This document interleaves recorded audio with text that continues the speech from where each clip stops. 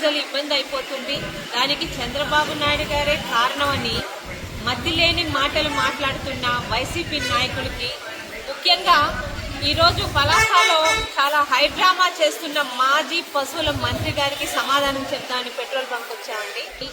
ఎక్కడా క్యూలు ఈరోజు పెట్రోల్ బంకుల దగ్గర కనిపించట్లేదు.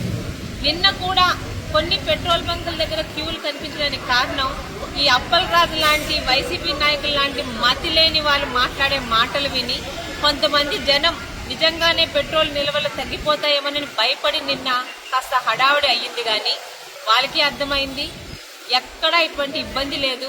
ముఖ్యంగా ఈరోజు ఒక పెట్రోల్ డీలర్గా, పెట్రోల్ బంక్ ఓనర్గా కూడా కొన్ని విషయాలు ప్రజలకు అర్థమవ్వాలి.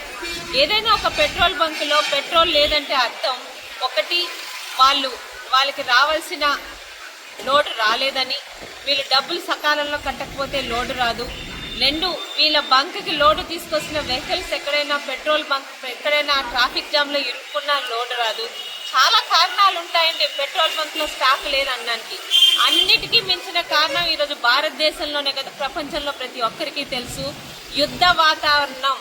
కొన్ని దేశాల మధ్య యుద్ధాల వల్ల మన భారతదేశానికి వస్తున్న పెట్రోల్ నిల్వలు కొంచెం తగ్గుతాయేమోనని భయం తప్పితే దీనికి చంద్రబాబు నాయుడు గారి కారణం కాదని ప్రతి ఒక్కరికి తెలుసు. అయినా మతిలేని పార్టీ, గతిలేని నాయకులున్న వైఎస్ఆర్సీపీ పార్టీలో ఏది జరిగినా చంద్రబాబు నాయుడు గారి మీద మాట్లాడడం ఒక అలవాటైపోయింది. అప్పలరాజు గారికి ఒకటే ప్రశ్న, ఈరోజు పెట్రోల్ బంక్కి మీరు మీ వెనకాల మంది మాగదులు వెళ్ళి హడావుడి చేశారు కదా, మీ బండిలో పెట్రోల్ కొట్టించుకొని అక్కడికి వెళ్ళారా లేకపోతే నడుచుకొని వెళ్ళారా? మీ విజ్ఞతకే వదిలివేసేస్తున్నాను. ఇట్లు మీ సోదరి పలాస శాసనసభ్యురాలు గౌతు శిరీష.